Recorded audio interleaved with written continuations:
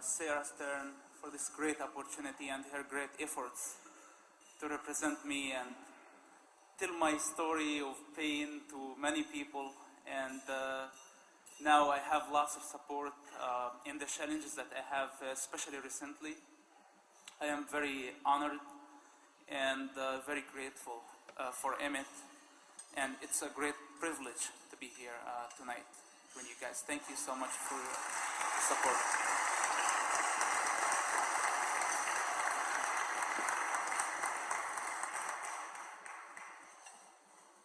God Almighty used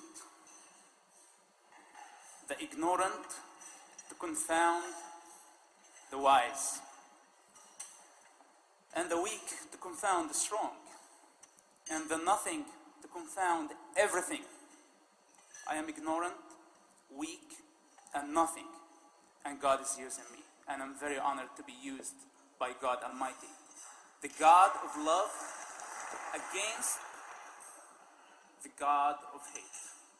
Yes, they exist. They are there. And I personally switched gods.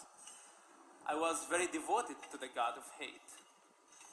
Why did I leave that religion, that belief?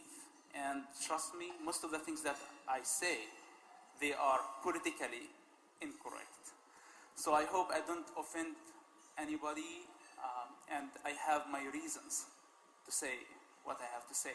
It's a calling, it's a duty.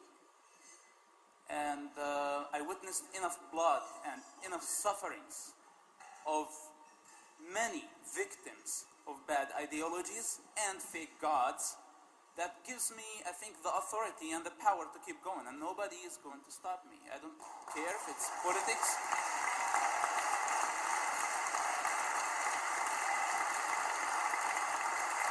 Thank you. So why did I leave? Why did I leave Islam? It's not easy to answer this question. But if I have an easy answer in my mind, I say because the God of Islam doesn't like music. Simple answer. And he doesn't like Jews. He doesn't like infidels. Also, he doesn't like Muslims. The God of Islam is the biggest enemy of Muslims. I can approve it. And he's sending them to death.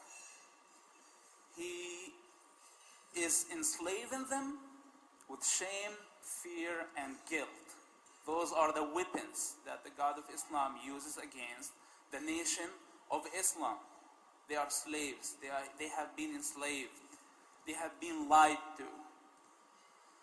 And to come out of that picture, of all that environment, and come to the God of liberty. Liberty of religion, liberty of all types of human weaknesses that everybody suffers every day. To come from a country that absolute control, its constitution, absolute control liberty, to come to this great country of freedom and liberty. This is why America is a great country.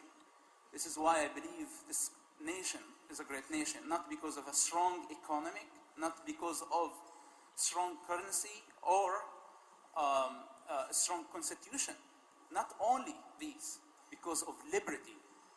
Because of the liberty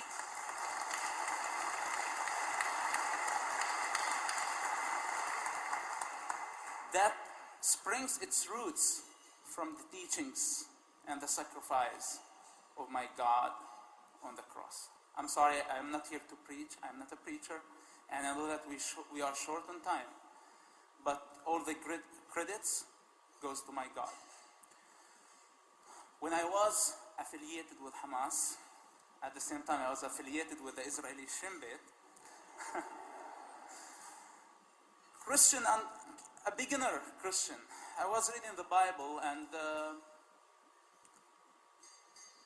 one of the many verses said, "Give whoever asks you." So I was walking in West Jerusalem, the Jewish side of Jerusalem. And a homeless beggar asked me to help him. And during that time, I said, this great teacher of the Bible is asking me to help everybody, no matter what. Whoever asked me, he didn't say Jews or Christians, anybody. It's unconditional love and unconditional giving. So I gave that man just pennies. But from that point, my life started to change forever. It's all about humanity. Our God came in the flesh because he's human, because he loves us. He loves everybody unconditionally. And unfortunately, the God of Islam is not this type of a God. I think he's a terrorist because he mandates killing. And by the way, when we talk about the Quran, there is a huge difference. There are in the Bible violent verses. And I am not saying that the Quran also has some violent verses. What I'm saying that the Quran mandates killing. It's a way of worshiping. It's a way of worshiping by killing everybody who doesn't believe in Islam. And from Islam, as a name, by the way, when we hear Islam, Islam means submission. Islam doesn't mean peace. Salam means peace. Islam means submission. Submit, or the options are not good. It was our project. I know enough about it. I was devoted to that. And either, if it's in the United States or maybe somewhere from an island, thank God for technology. If I have to be somewhere else, I will keep fighting the God of Islam because he's taken my family from me. I don't blame my family for disowning me today. I blame their God. My people are fighting for liberation, Palestinian people. And who's their greatest enemy? Israel.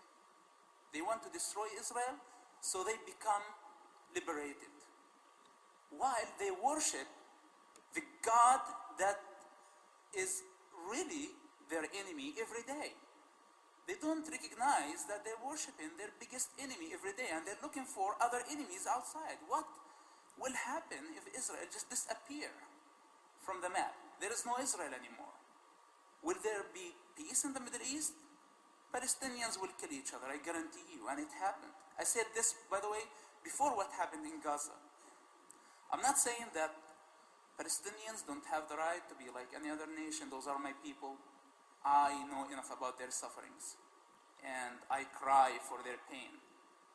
But they need to take serious steps toward, first, to understand what liberty means, what freedom means. In order to fight for something, you need to understand what you're fighting for. You cannot fight for liberty while you don't understand what liberty means. You cannot achieve liberty while you're killing liberty every day in your house, in your heart as individual. Those are the problems that